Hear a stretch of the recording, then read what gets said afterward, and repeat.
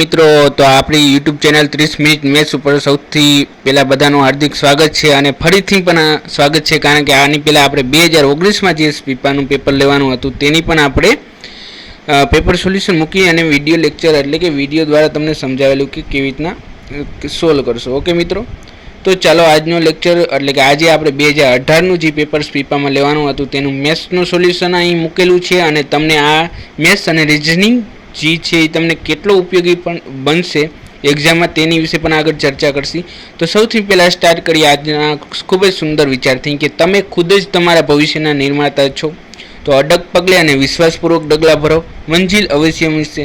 મિત્રો, તમે જો ડિસાઇડ કરી જ લીધું છે તો કે મારે યુપીએસસીની એક્ઝામની તૈયારી કરવી છે, જીપીએસસીની એક્ઝામની તૈયારી કરવી છે, મિત્રો તમારા ઉપર ખુદ ભરોસો રાખો કારણ કે લક જેવું કંઈ હોતું જ નથી.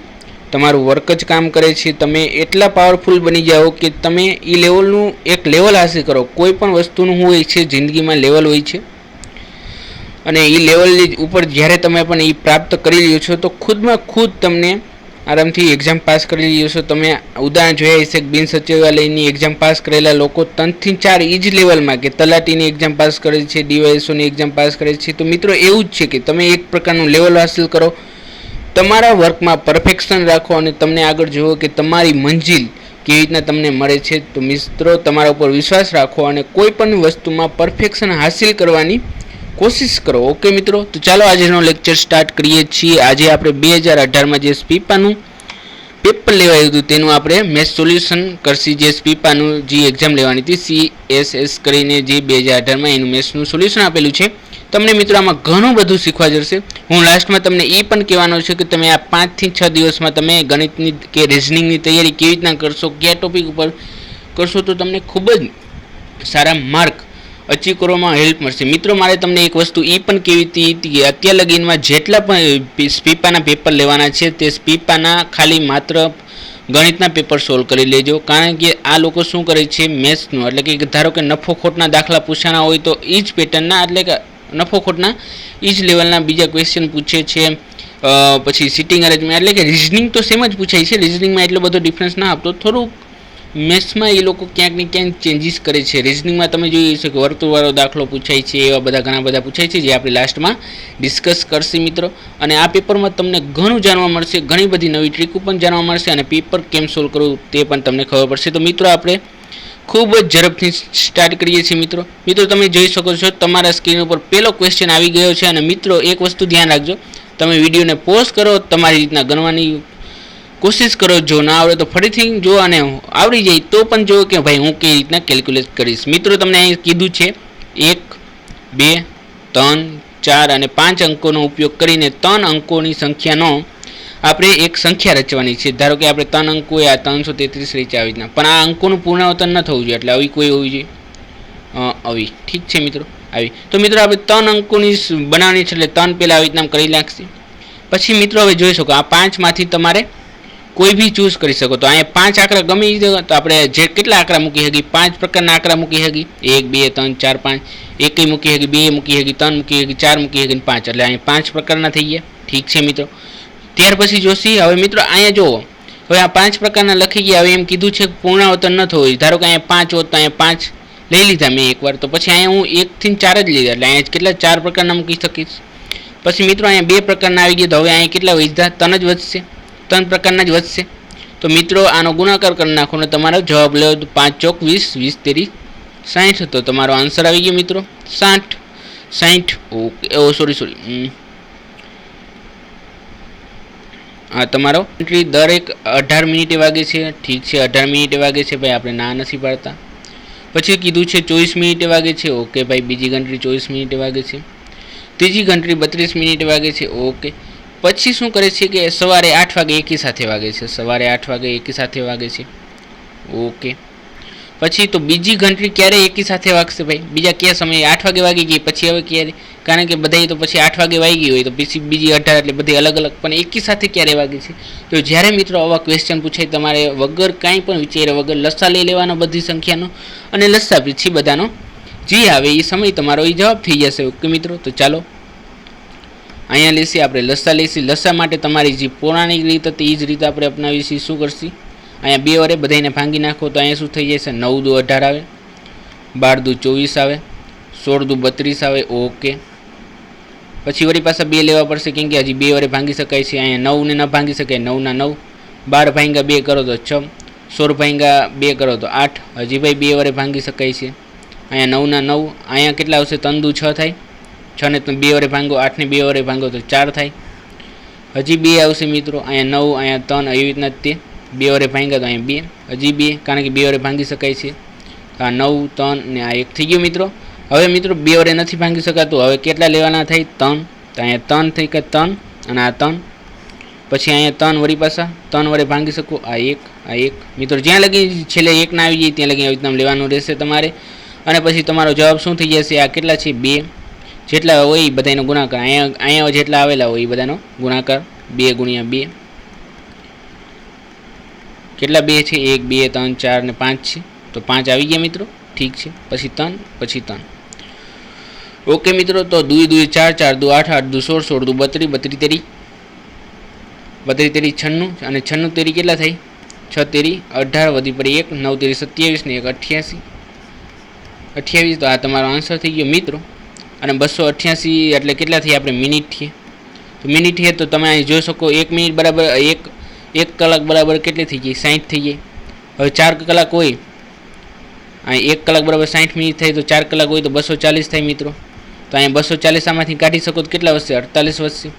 તો અહીંયા 4 કલાક ને કેટલી? 48 મિનિટ થઈ. તો મિત્રો સવારે કેટલા વાગે વાગી હતી? 8 વાગે વાગી ગયા હતા, 8 વાગે. તો હવે પછી 4 કલાક ને 48 મિનિટ પછી વાગશે, તો 4 કલાક ને 48 એટલે કેટલા? 12 ને 48 મિનિટ થઈ. તો આ તમારો શું થઈ ગયો? જવાબ થઈ ગયો મિત્રો. ઠીક છે, નેક્સ્ટ. ઓકે મિત્રો, શું કીધું છે? એક દુકાનદાર પ્રતિ નંગ 45 રૂપિયાના દરે નોટબુક વેચે છે.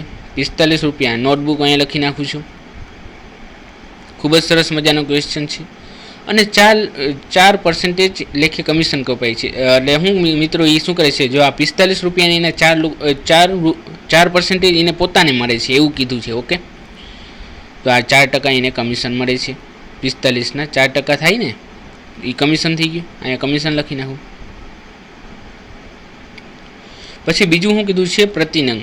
હવે પેન્સિલ છે, પેન્સિલ ભાઈ 80 રૂપિયાના વચ્ચે છે. પ્રતિ નંગ, એક નંગ 80 રૂપિયાના વેચે છે, અને એમાં એને કેટલું કમિશન મળે છે? 20% લેખે એને કમિશન મળે છે. તો અહીં 20% લખી નાખ્યું. હવે મિત્રો આને હું શું લખી? આ 4% ને હું લખી શકું? હવે તમે લખી શકું 45 ગુણ્યા 4 ભાગ્યા 100 લખી શકું. એટલે મને શું થઈ જશે? એને પોતાને એક નંગમાંથી કેટલા રૂપિયા મળે એટલા જડી જશે. કેટલું કમિશન મળે? આ તો ટકામાં આપ્યું છે ને, તો આપણે તો રૂપિયામાં શોધવું હોય તો 45ના 4% આવી રીતના લખાય. ઠીક છે, 80ના 20% કરો એટલે તમને શું થઈ જાય? રૂપિયામાં એનું કમિશન જડી જશે. આના નીચે શું આવી જશે? 100. ઠીક છે મિત્રો. હવે આગળ શું કીધું છે? 10 નોટબુક અને 6 પેન્સિલ બોક્સનું વેચાણ કરે છે, તો એક દિવસમાં કેટલું કમિશન કરશે? તો મિત્રો એને શું કીધું છે? 10 નોટબુક વેચે છે અને 6 પેન્સિલ વેચે છે, તો એક દિવસમાં કેટલો? હવે મિત્રો મને આ એક નોટબુકની જઈ રહી, આ એક નોટબુકનું કમિશન જઈ રહ્યું ને, તો આને મારે શું કરવું પડે? 10 વડે ગુણી નાખું તો 10 નોટબુકનું જડશે મને. ઠીક છે. હવે મિત્રો આ એક પેન્સિલનું હતું, એક નંગનું હતું કમિશન, એને હું 6 વડે ગુણી નાખું તો મને 6 પેન્સિલનું જડશે. સમજાય છે મિત્રો? તો હવે હું ડાયરેક્ટ શું કરું? આ બધું ગુણાકાર છે એટલે ઉડાડી શકું, મને મજા આવે એમ. તો અહીંયા શું થઈ ગયું? એક મીંડું ગયું. આને 5 દુ 10 લખી શકાય. અહીંયા 9 50 45 લખી શકાય. તો આ 5 બી ગયા, 5 બી ગયા, આ 2 બી આને અહીં આવી જશે. 2 2 4 એટલે અહીંયા 2 વધશે. 9 દુ 18. તો મિત્રો 10 જે નોટબુક હતું એને કેટલા રૂપિયા મળ્યા? 18 રૂપિયા મળ્યા. ઓકે, હવે પછી શું છે? અહીંયા 2 મીંડા ગળી વહી જાય આપણે. ઠીક છે, 8 દુ 16, 16 6 કેટલા થઈ ગયા? 96. તો મિત્રો આપણે બંનેનું થઈને પૂછ્યું છે, તો 18 ને 96 કેટલા થઈ ગયા ભાઈ? 18માં પહેલાં 4 નાખી દે, 16 થઈ ગયા, ઓલા 14 વહી જતા તો 114 રૂપિયા. આ તમારો આન્સર થઈ ગયો મિત્રો. શું થઈ ગયું? આન્સર થઈ ગયો ને. તો આ 114 રૂપિયા તમારો જવાબ. નેક્સ્ટ, હું તમને એક ઉદાહરણ આપવા માગું છું કે કોઈ લાડવાના છે. લાડવા જમણવારમાં વપરાય છે. તમે કીધું છે કે ભાઈ 100 માણસનું જમણવાર છે, એટલે તમે કહેશો કે ભાઈ સરેરાશ ભાઈ 2 લાડવા જોશે તેમ, એટલે ટોટલ તમારે કેટલા બનાવવા પડે? 200 બનાવવા પડે. તો મિત્રો તમે આ 200 હું કામ બનાવ્યા? તો તમારી સરેરાશ કેટલી આવશે? સરેરાશ એટલે શું? કે દરેક વ્યક્તિ કેટલા ખાય? 200. આપણે જો અહીંયા જોઈ લઈએ ટોટલ લાડવા કેટલા છે? કુલ લાડવા ભાંગ્યા કુલ વ્યક્તિ. તો આ શું થઈ ગયા? સરેરાશ લાડવા જોઈએ. પ્રતિ વ્યક્તિ સરેરાશ જોશે. સરેરાશ એટલે પ્રતિ વ્યક્તિ એટલા તો જોશે એમ, આટલા હોઈ શકે એમ. એમાં હોઈ શકે કે ભાઈ કોઈ ધારો કે સરેરાશ 2 આવ્યા તમારે, અહીંયા કીધું કે 100, અહીંયા 200 આવ્યા, અહીંયા 100 થયા, અહીંયા કેટલા આવ્યા? 2 આવ્યા ને. તો મિત્રો દરેક વ્યક્તિ 2 લાડવા તો ખાશે. એમાં એવું બની શકે ભાઈ એક વ્યક્તિ ભાઈ 1 લાડવો ખાય તો બીજો 3 થાય, તો આ કેટલી સરેરાશ તો થઈ ગઈ ને ભાઈ. અહીંયા 3 ખાઈ ગયો તો આનો 1 હતો એ આને દઈ દીધો, તો આ શું થઈ ગઈ? તમારી સરેરાશ થઈ ગઈ. મિત્રો સરેરાશનો કોન્સેપ્ટ સમજાય છે તમને? મારા ખ્યાલથી સમજાনো હશે. તો મિત્રો અહીંયા એમ કીધું છે 35 વિદ્યાર્થી છે અને 35 વિદ્યાર્થીઓની સરેરાશ વજન 35 કિલો છે. એટલે આપણે એમ કહીએ કે ભાઈ દરેક, આ હું શું અંદાજો થયો કે ભાઈ દરેક વિદ્યાર્થીનો વજન કેટલો હશે? 35 છે અંદાજે, ઠીક છે. એમાં હોઈ શકે ભાઈ એકનો જો 34 હોય અને બીજાનો 36 હોય તો આ શેરભેર થઈને કેટલો થઈ ગયો? 35. એટલે કોકનો ભાઈ હોઈ શકે ઓછો હોય ને કોકનો વધારે હોય, પણ બધા ભેરા થઈને કેટલો થઈ જાય છે? 35. એટલે દરેક વિદ્યાર્થીનો 35 છે, ઠીક છે. હવે મિત્રો 35 વિદ્યાર્થી હતા અને બધાનો વજન કેટલો હતો? 35 હતો. એટલે આમાં કાંઈ ચેન્જીસ નતા. પછી એક શિક્ષક આવે છે મિત્રો. શિક્ષક આવે છે એટલે એનો 36 સરેરાશ થઈ જાય છે. તો સરેરાશ થઈ જાય છે 36 થઈ જાય છે. એટલે મિત્રો એનો મતલબ શું થઈ ગયો કે ભાઈ દરેક, એટલે 36 જણાનો કિલો કેટલો થઈ ગયો? 36 થઈ ગયો. એટલે દરેક વ્યક્તિનો, પણ પહેલાં તો કેટલો હતો? 35 હતો. એટલે 1 વધ્યો તો 1 કેટલો વધ્યો? તો આ બધામાં 35માંથી 1 વધ્યા ને. આ દરેક વ્યક્તિના 1 કિલો વધી ગયા. એટલે 35 કરો આપણે, તમે 35 લઈ લો તો 35 કરો તમે. કારણ કે શિક્ષકની જો 36 કિલો તો શિક્ષકનો થઈ ગયો. તમે સમજો છો ને મારી વાત કે 36 કિલો શું થઈ ગયું? અહીંયા સરેરાશ કીધું એટલે 36 કિલો શિક્ષકનો થઈ ગયો. અને પછી શિક્ષકનો જે વધારાનો જે હશે, જે વધારાનો કિલોગ્રામ હશે એ ઓલાને દઈ દેશે, આ 35 લોકોને. અને 35 લોકોને દઈ દેશે તો બે સરભર થઈને કેટલા આવે છે? 36 આવે છે મિત્રો. 36 આવે છે. કોન્સેપ્ટ સમજો, ખૂબ જ સરસ મજાનો છે જો તમને મગજમાં બેસી ગયો તો. એટલે આ બધાને 1 કિલો દઈએ તો એટલે બધામાં તો જ 36 થાય. એટલે કેટલી વાર 1 કિલો દીધા હશે? 35 દીધા હશે અને પોતાનો વજન એટલે 36 થઈ ગયા. તો ટોટલ જવાબ કેટલો આવશે તમારો? 71. આ રીતના સમજાય છે તમને? કોશિશ કરી છે, તમને સમજાઈ જાય તો ખૂબ સરસ છે. ચાલો નેક્સ્ટ. મિત્રો નળ અને ટાંકીના નળ દ્વારા પાણીની એક ટાંકી દ્વારા 4 કલાકમાં ભરાય છે. જો એક ભરી શકે છે કેટલી? 4 કલાકમાં, ઠીક છે. બીજું શું કીધું? અને નિકાલ પાઇપ દ્વારા 6 કલાકમાં થાય છે. અને ખાલી એટલે આપણે ખાલી કરી છે 6 કલાકમાં, ઠીક છે. તો નળ અને નિકાલ પાઇપ બંને એકસાથે ખોલીને આવે તો ટાંકી ભરવા માટે કેટલો સમય લાગે મિત્રો? તો મિત્રો તમારે કાંઈ જ નહીં કરવાનું. શું કરવાનું ખબર? જો આ 4 છે, આ 6 છે, તો આ બેનો તમારે શું લઈ લેવાનો? એલસીએમ લઈ લેવાનો. 4 ને 6 નો એલસીએમ કેટલો આવશે ભાઈ? તો પહેલાં 2 લ્યો તો અહીંયા શું આવી જાય? 2, અહીંયા 3 આવી જાય. પછી 2 લ્યો તો અહીંયા 1 આવી જાય અને અહીંયા 3 આવી જાય. પછી વળી પાછું 3 મૂકો તો આનો એલસીએમ કેટલો આવ્યો મિત્રો? 3 દુ 6, 6 દુ 12. તો અહીંયા 12 લઈ લીધા, અહીંયા 12 મૂકી દેવાના. એટલે મિત્રો આ શું થઈ ગયું કે ભાઈ ટાંકીનો 12 લીટરની છે. અહીંયા તમને લીટર જરી જશે. આ અંદાજો છે, આપણે આમ ધારી લઈએ છીએ. ધારવાથી, એટલે ધારવા માટેની રીત શું છે? આપણે લસા લેવા પડે. આપણે ધારી લીધી 12 લીટરની ટાંકી છે. હવે 12 લીટરની ટાંકીને ભાઈ આ જે નર ભરી શકતો તો એ 1 કલાકમાં કેટલી ભરશે એમ? તો 12 ભાગ્યા 4 કરો તો તમને જડી જાય. જો ભાઈ 12 લીટરની ટાંકીને 1 કલાકમાં કેટલી વાર કેટલું ભરશે? તો 12 લીટર, તો 3 લીટર ભરે. તો આપણે અહીંયા સમજાઈ ગયું, હા 3 લીટર ભરશે. આ પ્રતિ કલાક, ઓકે. અહીંયા પ્રતિ કલાક મળશે તમને કે પ્રતિ કલાક 3 લીટર ભરે છે. પછી અહીંયા શું કે 6 કલાકમાં ખાલી કરે છે. તો 12 ભાગ્યા 6 કરો તો એ પ્રતિ કલાકમાં કેટલી છે? 2 લીટર ખાલી કરે છે. તો આ 2 લીટર થઈ ગયું. હવે મિત્રો આ ખાલી કરાય જે ભરે છે એને પ્લસ આપી દો, આ માઇનસ આપી દો.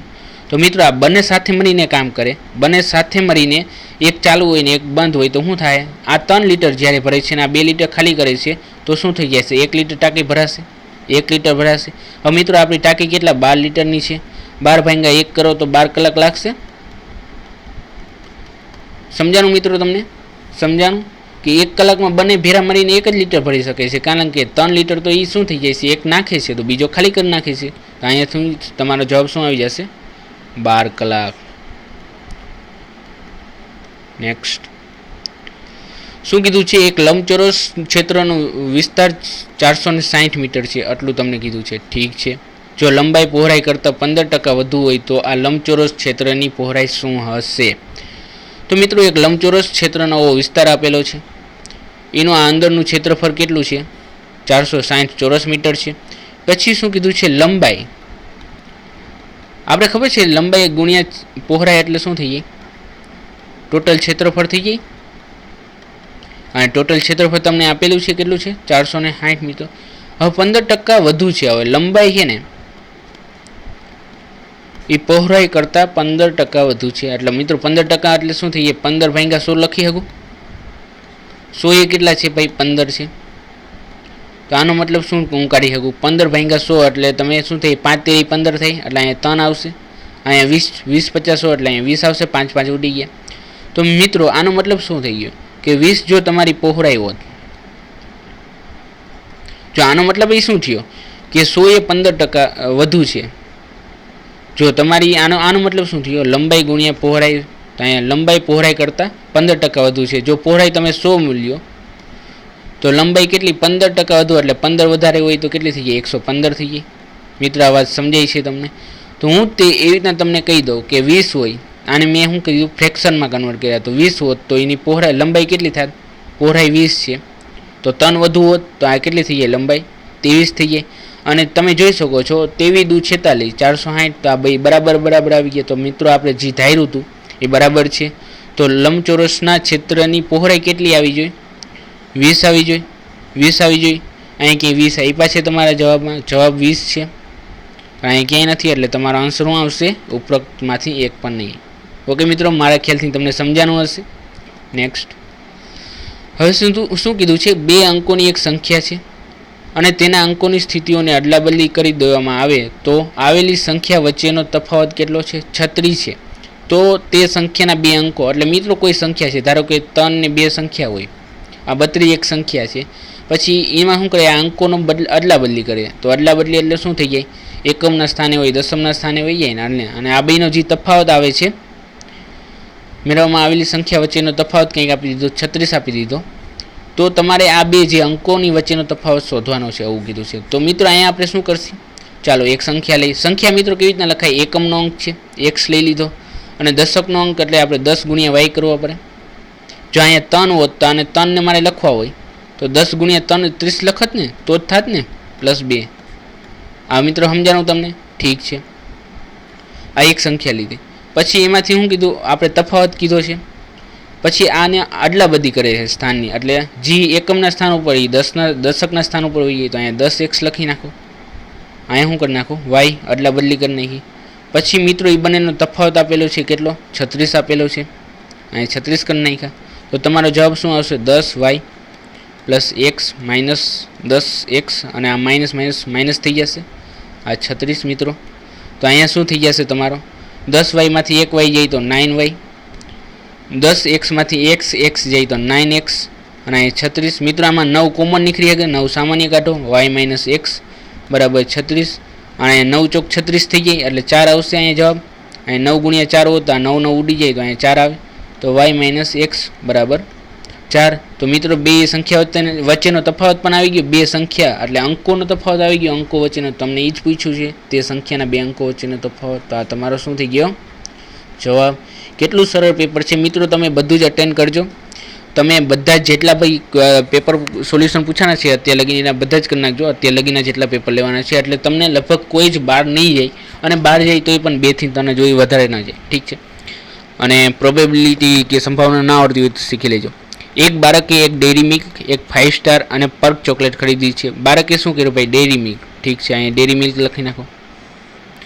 પછી 5 સ્ટાર, ઓહો 5 સ્ટાર. પછી શું કીધું છે? પર્ક ચોકલેટ. આ ગુમ થઈ જાય એ જ છે ને? ખબર નહીં. પછી જેના ભાવો પૂર્ણાંકમાં આપેલા છે, ભાઈ પૂર્ણાંકમાં છે, કોઈ પોઈન્ટમાં નથી, તથા ઘટતા ક્રમમાં છે ભાઈ, એટલે પહેલા એ સૌથી વધારે હશે. ઘટતા ક્રમ એટલે શું? સૌથી વધારે પહેલા આવે, પછી એનાથી ઓછું, પછી એનાથી ઓછું. હવે મિત્રો શું કીધું, પ્રત્યેક વ્યક્તિની કિંમતમાં ઓછામાં ઓછી 9 છે અને ટોટલ કેટલો ખર્ચ છે ટોટલ. એટલે મિત્રો જો આ એક એક લઈએ તો એની શું હોય છે, ટોટલ 30 આવે અને એક એટલે દરેક પર્કની દરેક ચોકલેટની કિંમત ઓછામાં ઓછી 9 હોઈ શકે. હવે મિત્રો આપણે અહીંયા 9 તો અહીંયા તો ના આવી શકે. 9 વિચાર છે, જો તમે અહીં 9 લ્યો તો 9થી ઓછા લેવા પડે ને તમારે, એટલે 9 આપણે ધારી લઈએ કે આને 9 છે. ઠીક છે મિત્રો, હવે 30માંથી તમે 9 બાદ કરો એટલે આપણે પર્ક ખરીદી લીધી. હવે 30માંથી 9 એટલે કેટલા આવ્યા, 21 આવ્યા તમારી પાસે. હવે મિત્રો તમારે શું કીધું, હવે 21માં આ બે વસ્તુ હોય તો 21માં બે જ ભાગલા પાડે, અને આપણે ભાગલા કેવા પાડવાના છે, 9 કરતાં વધારે સંખ્યા હોવી જોઈએ. તો 9 કરતાં 2 સંખ્યા વધારે, 9 10 અને 11 લીધી તો 10 ને 11 કેટલા થઈ ગયા, 21 થઈ ગયા. તો મિત્રો અને મિત્રો 10 ક્યાં આવશે, અહીંયા આવે, 11 અહીંયા આવે. આવું શું કામ કર્યું, કારણ કે ઉતરતા ક્રમમાં છે. ઠીક છે, આવું આપણે ધાર્યું. હવે મિત્રો આપણે ચલો આપણે ખબર પડી ગઈ ભાઈ 11 રૂપિયાની ડેરી મિલ્ક છે, 5 સ્ટાર 10 રૂપિયાની છે, 9 રૂપિયાના છે. એટલે મિત્રો આપણે 9 પહેલાં શું કીધું છું કે દરેક ચોકલેટની કિંમત ઓછામાં ઓછી 9 તો હશે જ તે, અને પછી એટલે આને 9 ધાર્યા આપણે. 9માંથી પછી શું કર્યું, 21 વધ્યા. હવે મિત્રો આપણે 21ના એવા ભાગલા પાડવા હતા કે જે 9 કરતાં મોટા હોય, એટલે આને પછી શું થઈ જાય, આપણે એનો સરવાળો પણ કેવો થવો જોઈએ 21. એટલે આપણે 11 અને 10 ઉપર ધ્યાન રાખ્યું, તમને 11 અને 10 જરી ગયું મિત્રો. તો ચાલો મિત્રો અહીં તમે જોઈ શકો 10 પર્ક ચોકલેટો ખરીદવા માટે રકમની જરૂર પડે. તો મિત્રો આ તમને ખબર પડી. હવે શું કીધું છે, 10 પર્ક તમે ખરીદો, 10 પર્ક કેટલી આવશે, 90 રૂપિયામાં આવશે, કેમ કે એકની 90. હવે મિત્રો જો આ 90 રૂપિયામાં એટલે આપણે ખબર પડી કે 10 પર્ક ચોકલેટ ખરીદવા માટે જેટલી રકમની જરૂર પડે છે, કેટલી 90 રૂપિયા જરૂર પડે છે, તેટલી જ રકમમાં કેટલી 5 સ્ટાર, અને 5 સ્ટારની કિંમત કેટલી છે 10 રૂપિયા. તો 90 રૂપિયામાં કેટલી 5 સ્ટાર આવશે તમારે મિત્રો, 9 આવશે. તો તમારો જવાબ કેટલો ઇઝી હતો મિત્રો. તમારું મગજ શાંત હોવું જોઈએ પેપર દેવા તાણે, કોઈ જ હળબડી નહીં અને ખૂબ જ શાંત વિચારે, કારણ કે તમારે 1 માર્ક એટલે કે એક પેપરમાં એક ક્વેશ્ચનના 2 માર્ક છે. તમારું 50 પ્રશ્નો હશે અને તેમાં 100 માર્ક જશે. વિચાર તો કરો તમે કે તમને 40 ક્વેશ્ચન અટેન્ડ કરી આવ્યા એટલે 40 તમને પ્રશ્નો આવડી ગયા, તો તમને ડાયરેક્ટ 80 માર્ક જશે. અને તમારે જે બીજું ક્વેશ્ચન પેપર છે 200 માર્કનું, તેમાંથી તમારે ખાલી 40થી 50 માર્ક જ લેવા પડશે અને તમે કટ ઓફ ક્લિયર કરીને આવશો. એટલે મિત્રો 130નો ટાર્ગેટ રાખો તમારો, વધારે જાય તો હું કહી ના શકું, પણ 130 તો તમારે કમસે કમ લેવા જ પડશે અને તમે ઇઝીલી ક્રેક કરી શકશો. અને આમાં જેટલો વધારે લેશો ને માર્ક બંને પેપર પ્રશ્ન, એટલો જ તમને ફાયદો થશે. અને 200ની ઉપર તમે ટોટલ લઈને આવો તો તમે ડાયરેક્ટ સિલેક્શન થઈ જશે તમારું પીપામાં એક્ઝામની તૈયારી માટેનું. એટલે ખૂબ જ સરળ છે. તમે મેથ્સને ખૂબ જ અટેન્ડ કરજો, સારી રીતના અટેન્ડ કરજો. ચાલો તો આપણે આજનો વળી પાછું એક ક્વેશ્ચન પૂછ્યો છે, શું કીધું છે તમને મિત્રો. ચાલો મિત્રો અહીંયા જોઈએ છીએ એક ક્વેશ્ચન આપેલો છે. શું ક્વેશ્ચન આપ્યો છે કે એક દુકાનદાર છે જે 10 રૂપિયા પ્રતિ કિલોગ્રામના ભાવનો 50 કિલોગ્રામ ચોખાનો લોટ ₹14 પ્રતિ કિલોગ્રામ ભાવના 75 કિલોગ્રામ ચોખાના લોટ સાથે મિશ્ર કરે છે. 25% નફો મેળવવા માટે તેને મિશ્રણનું વેચાણ પ્રતિ કિલોગ્રામ કયા ભાવે કરવું જોઈએ. હવે મિત્રો આ લોકોએ શું કીધું છે, એક દુકાનદાર છે એ 10 રૂપિયાવાળો જે લોટ છે એ કેટલા છે 50 કિલો, અને એક 14 રૂપિયાવાળો છે એ 75 કિલોગ્રામ લે છે બે, અને બેને શું કરે છે, મિશ્રણ કરે છે. મિશ્ર કરીને જે ભાવ આવે છે, મિશ્ર કરે એટલે મિશ્રણનો જે ભાવ છે એને 25% નફો સાથે વેચી દે છે, અને જે વેચે છે એ તમારે શોધવાનું છે વેચાણ કિંમત. હવે મિત્રો તમારે આના માટે શું કરવું પડે કે જે મિશ્રણ આવ્યું એનું તમારે શું કરવું પડે, મૂળ કિંમત શોધવી પડે. અને મૂળ કિંમત ઉપર તમે 25% શોધી લો, મૂળ કિંમતના 25%, તો એ તમને એ મૂળ કિંમત પ્લસ જે 25% આવ્યા એ તમે એડ કરી દો, તો શું તમને વેચાણ કિંમત મળી જાય મિત્રો. તો ચાલો સ્ટાર્ટ કરીએ. તો મિત્રો આને શું કરશો, તમે મૂળ કિંમત શોધવા માટે તમે આની સરાસરી લઈ લો. સરાસરી લેવા માટે શું કરવું પડે, 10 × 50 ટોટલ ભાવ, 14 × 75 ટોટલ, અને ભાંગા જેટલી ક્વોન્ટિટી છે એટલે પ્રતિ કિલોગ્રામ ભાવ જડી જશે ને તમને. સરાસરી એટલે શું થયું, પ્રતિ કિલોગ્રામ ભાવ મિશ્રણનો. ઠીક છે, તો અહીંયા પ્રતિ કિલોગ્રામ એટલે આપણા ટોટલ કિલોગ્રામ કેટલા છે 50 ને 75 એટલે 125 થઈ ગયા. હવે મિત્રો આને હું એવી રીતના લખી શકું 25 × 5. હવે મિત્રો આને હું એવી રીતના લખી શકું 25 × 50. આને શું લખી શકું 25 × 3 = 75. તો મિત્રો આ 25 બધામાંથી કોમન નીકળીને ઉડી જશે. ઓકે મિત્રો, તો શું આવ્યો તમારો જવાબ, 10 × 2 = 20, 14 તેરી 42 ભાંગ્યા 5, 4 5 6 એટલે 62 ભાંગ્યા 5. આ મિશ્રણનો તમારો ભાવ થઈ ગયો. ઠીક છે, મિશ્રણનો ભાવ. હવે મિત્રો અહીંયા તમને કીધું છે કે જો તમારે 100 રૂપિયાની વસ્તુ હોત તો તમે એને એટલે કે મિશ્રણનો જો ભાવ 100 રૂપિયા હોત તો તમે એને 25% નફો જોતો હોય તો કેટલામાં વેચવો પડે? કારણ કે એને 25% નફો કીધો છે. 25% એટલે શું થયા? 100 ના 25% એટલે 25 રૂપિયા થયા. તો 100 ને 25 એટલે કેટલા થઈ ગયા? 125. તો મૂળ કિંમત જો એની 100 રૂપિયા હોત તો તમારે એનો 125માં વેચવો પડે. તો હું આવી નામ લખું 100 રૂપિયા હોત તો એને 125માં વેચવો પડે. પણ જો આપણી મૂળ કિંમત તો કેટલી છે? 62 ભાંગ્યા 5 છે. તો એને કેટલામાં વેચવું પડે? તો હાલ બસ ચોકડી ગુણાકાર કરો ને આન્સર લ્યો. ઠીક છે, તો અહીંયા શું કરશો? 62 ગુણ્યા 5 125. અહીંના ભાંગ્યા શું આવી જશે? 100 આવશે. તો મિત્રો ઝડપથી કેલ્ક્યુલેશન કરો. અહીંયા શું થઈ ગયા? 25 ચોકું 100 થાય. આ 25 કેની આરે ઉડી જશે? અહીંયા 25 50 અને આ 5 5 ઉડી જશે. અને મિત્રો છેદમાં શું વધશે? 62 ભાંગ્યા 4 વધશે. હવે ડાયરેક્ટ 4નો સરવાળો કરો. 4 વડે ભાંગો. 4 દુ 4 એકા 4 કેટલા વધ્યા? 22 વધ્યા. 5 ચોકું 20 એટલે વળી પાસે 2 વધશે. વળી પાસે મીંડું ઉતારશો એટલે 5. તો તમારો જવાબ આવી ગયો 1.5. તો કેટલો સરસ હતો મિત્રો, કેટલી સરસ ટેકનિકથી આવડી ગયો. મારા ખ્યાલથી તમને લોકોને સમજાતું હોય છે. નેક્સ્ટ હવે મિત્રો અહીં કીધું છે, શું કીધું છે? 12 ટ્રોલી હતી. ઠીક છે, 12 ટ્રોલી લઈ લીધી. એને મિત્રો એ વેચી આપે છે કેટલામાં? વેચાણ કિંમત કહી દીધી છે કે 360ના દરે. તો એને 3 ટ્રોલીની નુકસાન જાય છે. નુકસાન જાય છે એટલે શું થઈ ગયું? એક પ્રકારનું એને શું થઈ ગયું છે? નુકસાન જાય છે એટલે એક પ્રકારની ખોટ જાય છે. જો મિત્રો એ 12 ટ્રોલી છે એ 360માં વેચે તો એને 3 ટ્રોલીની નુકસાન જાય છે. એટલે કે 3 ટ્રોલી છે ને એટલું નુકસાન થઈ જાય છે. એટલે મારી વાત સમજો છો તમે? જો એ મિત્ર આ 360 છે એની જગ્યાએ કેટલામાં વેચત? 9 રૂપિયા 9 ટ્રોલી 360માં વેચે તો એને કોઈ પ્રકારનું નુકસાન જાત ન જાત. પણ એને જે 12 ટ્રોલી વેચી 12 ટ્રોલી વેચી 360માં એટલે 3 ટ્રોલીનું નુકસાન થયું. પણ એ જો 3 ટ્રોલીનું નુકસાન થઈ ગયું, આપણે અહીં 12માંથી 3 બાદ કરી નાખો 9 ટ્રોલી આવી તો 9 ટ્રોલી ખાલી 360માં વેચી દે તો એને કોઈ નુકસાન જાત ન જાત. કારણ કે બેની મૂળ કિંમત તો સરખી થઈ ગઈ. તો આપણે બસ આ 9 ટ્રોલીની શું થઈ ગઈ? મૂળ કિંમત જરી ગઈ.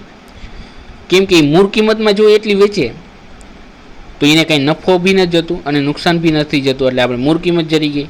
એટલે શું કરશો? 360 એટલે 9 ટ્રોલીની કિંમત કેટલી હતી? 360 એટલે 360 ભાંગ્યા 9 કરો તો એક ટ્રોલીની કિંમત જરી જાય. મિત્રો મારી વાત સમજાય છે તમને? અહીંયા શું કર્યું આપણે? ઠીક છે, તો તમારો જવાબ આવી જશે 40. નેક્સ્ટ ચલો, હવે શું કીધું છે? એક કોલેજમાં એક ચૂંટણીમાં એક વિદ્યાર્થી 30 મત મેળવે છે. ભાઈ બે વિદ્યાર્થી વચ્ચે ઇલેક્શન થઈ છે. એક કેટલું મેળવે છે? 30%. એટલે જો 100 હોત તો એમાંથી એક 30 મેળવે છે. પછી શું કીધું? પરંતુ બીજા વિદ્યાર્થી સામે 200 મતથી હારી જાય છે. ઠીક છે, તો બીજો કેટલા મેળવે છે? એક 30 મેળવે તો બીજો 70 જાય છે ઓફિશિયલ. અને બે વચ્ચે કેટલાથી હારી જાય છે? 200. એટલે મિત્રો આ જોઈ શકો છો, આ 200 બરાબર શું હશે કે આ બેના જે બાદ બાકી એટલે કે આ બેના મત વચ્ચેનો ડિફરન્સ હશે એ જ આવે. કારણ કે જી મતથી ધારો કે આને 800 જઈ રહ્યા હોય અને આ 30 મતવાળાને 400 જઈ રહ્યા હોય તો બે વચ્ચેનો જે ડિફરન્સ છે એ જ એનો મત થયો. અહીંયા એટલે આને જે કેટલા થઈ ગયા? 30 થઈ ગયા, આને 70 થઈ ગયા. બે વચ્ચેનો જે તફાવત આવશે એ જ એના મત બરાબર હશે. તો બે વચ્ચેનો તફાવત કેટલા ટકા આવે છે? 40%. તો 40% બરાબર કેટલા થઈ ગયા? 200 મત થઈ ગયા. તો 100% બરાબર કેટલા થશે? અહીંયા 100 કરો ભાંગ્યા 40 કરી દઈએ તો આ 40 ઉડી જાય. અહીંયા 5 ચોક 20 થઈ ગયા. તો અહીંયા કેટલા વધ્યા? અહીંયા 1 0 હોય તો 1 0 અહીંયા કેટલા થઈ ગયા છે? તમારો જવાબ 500. તો આ શું થઈ ગયું? તમારો 500 જવાબ થઈ ગયો. નેક્સ્ટ હવે શું કીધું છે? એક હોડી છે, 5 કલાકમાં 30 કિલોમીટર સામે પ્રવાહ છે. મિત્રો આવી નદી છે. ઠીક છે, નદી આવી રીતના વહે છે, એની ઉપર એક હોડી જાય છે. આવી હોડી. હવે મિત્રો પ્રવાહની દિશા આમ છે એટલે વહેણ આમ છે. પ્રવાહની દિશા આપણે આમ લઈ. હવે મિત્રો આને શું કીધું છે? સામે પ્રવાહ. એટલે મિત્રો હોડી પહેલાં આવી રીતના જાતી હોય, સામે પ્રવાહ. ઠીક છે, અહીંયા લખી નાખું સામે પ્રવાહ. તો એને કેટલી કલાક? 5 કલાકમાં 30 કિલોમીટર કાપે છે. એટલે મિત્રો મારે એની ઝડપ ગોતવી હોય તો શું કરી નાખું? ટોટલ અંતર કેટલું 30 કિલોમીટર કાપે છે. અંતર ભાંગ્યા સમય એટલે 5 કલાક લાગે છે. તો એને કેટલી એની ઝડપ થશે? સામે પ્રવાહે કેટલી ઝડપ થશે ઓડીની? તો 30 ભાંગ્યા 5 કરો તો 6 થઈ જશે. એટલે 6 કિલોમીટર પ્રતિ કલાકની ઝડપે જાય એમ કહી શકાય આપણે સામે પ્રવાહે. ઠીક છે. હવે મિત્રો શું કીધું છે? પ્રવાહની સાથે એટલે પ્રવાહની આ વહેણની દિશામાં એ 28 કિલોમીટર એટલે અંતર થઈ ગયું. એના ભાંગ્યા 4 કલાકમાં કાપી છે. ટોટલ આપણે એની ઝડપ મેળવી હતી. કેટલી થઈ ગયા? 7 ચોક 28, 7 કિલોમીટર પ્રતિ કલાક. તો પ્રવાહની દિશામાં એ કેટલી સ્પીડ છે? એની ઝડપ કેટલી છે? પ્રવાહની દિશામાં ઝડપ 7 કિલોમીટર પ્રતિ કલાક. હવે મિત્રો અહીંયા એક વસ્તુ જોયો તો આપણે પાણીમાં હોડીની ગતિ અને પાણીમાં પ્રવાહની ગતિ શોધો. હવે મિત્રો જે વહેણની ગતિ છે એ કેટલા વેગથી વધશે અને જે હોડી જાય છે ઉપર એનું કેટલી ઝડપ છે એ આપણે શોધવાનું છે. અને એ કેવી રીતના કીધું છે? સ્થિર પાણીમાં. આમાં તો શું હતું? વહેણ હતું. એટલે વહેણ જાતું હોય, તમારું વહેણ જાતું હોય તો શું થાય કે વહેણની દિશામાં જાય તો હોડીને ઓછું બર કરવું પડે. એટલે હોડીની જે સ્પીડ હોય એ અને પ્લસ જે પ્રવાહની બંને એકસાથે મળી જશે. ધારો કે તમે આ બોટ છે, આપણે બોટ આવી રીતના જાતી હશે અને આ પાણી પણ, એટલે પાણીની કંઈક સ્પીડ હશે, હોડીની પણ કંઈક સ્પીડ હશે. એટલે હોડીની જે આપણે બોટ જે સ્પીડ છે એને શું કહી દઈએ? ઝડપ છે એને h કહી દે. અને વહેણની જે સ્પીડ છે એને આપણે v કહી દઈએ. ઓકે મિત્રો. તો મિત્રો જો સામે પ્રવાહે હોય, સામે પ્રવાહે અને પ્રવાહની સાથે હોય તો મિત્રો શું થઈ જશે? બંનેની ઝડપનો સરવાળો થઈ જશે. ઠીક છે. અને પ્રવાહની વિરુદ્ધ દિશામાં હોય એટલે તમારે આમ જવું હોય તો તમારે બર કરવું પડે. એટલે મિત્રો જે આ વેન આવતું હોય એની એટલું તો બર તમારે કરવું જ પડે ને. એટલી તો સ્પીડ હોય એટલે એ તો કપાઈ જ જવાની છે. પ્લસ બીજા એક્સ્ટ્રા આવે એટલે શું થઈ જાય? એની સ્પીડ શું થઈ જશે? h-20 લખી શકો. ઠીક છે. તો h-20 v તમને આવડી ગઈ. કેટલી છે? 6 છે. અને h પ્લસ v કેટલા છે? 7 છે મિત્રો. આ બેનો તમે સરવાળો કરો તો 2h આવશે. અને 7 ને 6 6 12 ને 13 આવ્યા. તો હોડીની કેટલી ઝડપ થઈ જશે તમારી આગળ? 13 ભાંગ્યા 2 એટલે કેટલા થઈ ગયા? 6.5. અને મિત્રો તો બોટની એટલે મિત્રો તો તમારી વહેણની કેટલી થઈ જશે? આની 6.5 હોય તો અહીં જો તમે 6.5 અહીં મૂકો. 6.5 ઓલી બાજુ જાય તો v બરાબર તમને કેટલી જઈ રહી છે? 0.5. આ મિત્રો તમારો જવાબ 6.5 ક્યાંય છે. ઠીક છે. તો મિત્રો આપણે સૌથી પહેલાં શું કર્યું? પ્રવાહની એટલે કે જે પ્રવાહની અને પ્લસ હોડીની એટલે સામે કેટલી હતી એની ઝડપ? એટલે સામે પ્રવાહે બેયની કેટલી ઝડપ હતી? 2 થઈ. અને પ્રવાહની સાથે કેટલી હતી એ શોધી લીધું.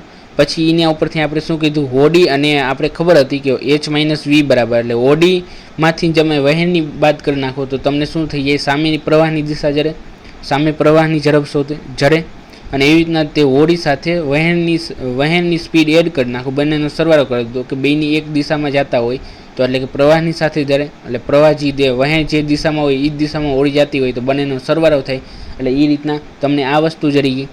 અને આ બેનો સરવાળો કર્યો એના ઉપરથી હોડીની ઝડપ જડી ગઈ અને એના ઉપરથી વહેણની પણ ઝડપ જડી ગઈ.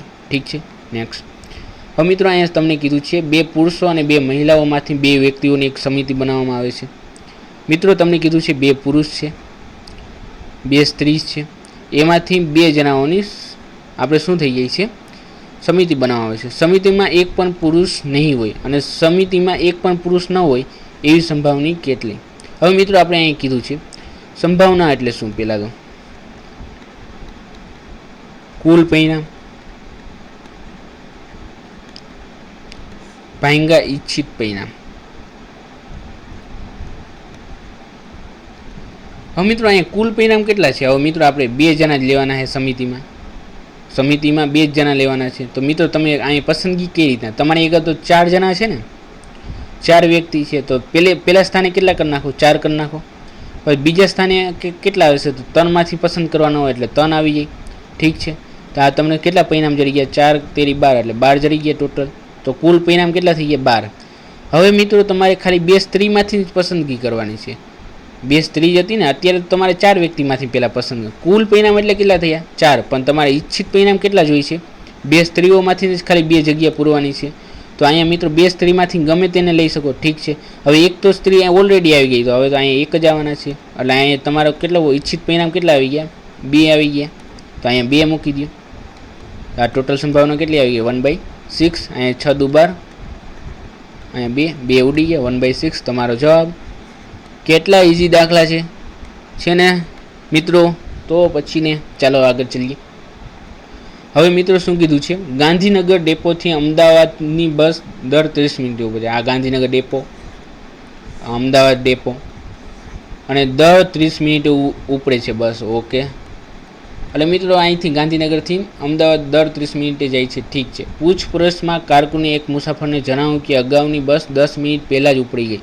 હવે મિત્રો પૂછપરછ કરવા ગયો, પૂછપરછ કે અગાઉની બસ 10 મિનિટ પહેલાં ઉપડી ગઈ. ઠીક છે, કાંઈ જ વાંધો નહીં. તમે ભાઈ પછી 10 મિનિટ ઉપડી ગયા એટલે 20 મિનિટ પછી બીજી આવવાની હોય એવું કહી શકો. ઠીક છે, 20 મિનિટ પછી બીજી આવશે ને. ઓકે, પછી શું કીધું છે કે પછીની બસ સવારે 9:35 જશે. એટલે મિત્રો અહીંયા 9:35 ફરીથી એક બસ જરવાની છે. તમને એમ કીધું કે 9:35 ફરીથી એક બસ જરવાની છે મિત્રો.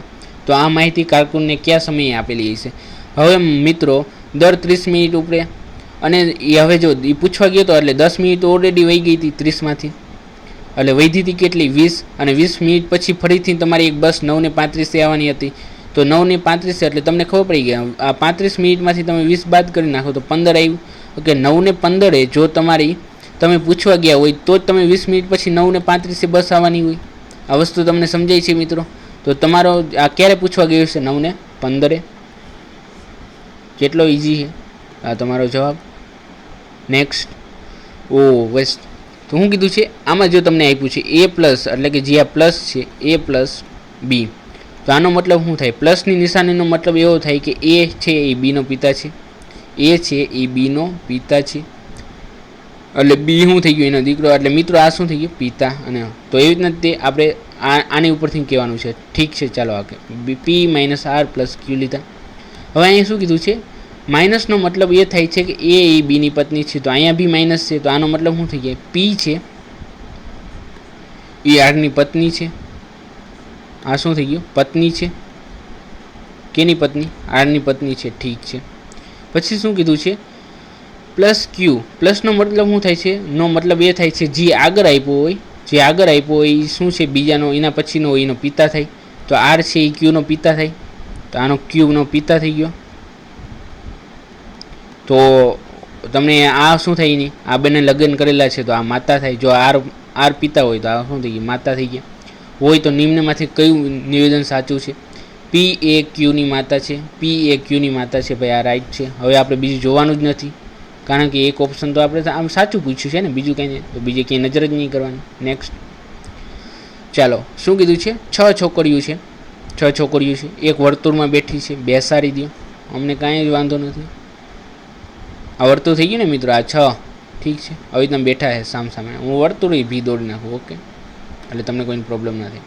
ઠીક છે. હવે શું કીધું છે? સોનિયા રાધિકાની સામે બેઠા છે. તો સોનિયા છે એ રાધિકાની સામે બેઠા છે. ઠીક છે. હવે રાધિકાની, પૂનમ એ રાધિકાની તરત જમણી બાજુ છે. હવે મિત્રો રાધિકા, આ બધા શું છે?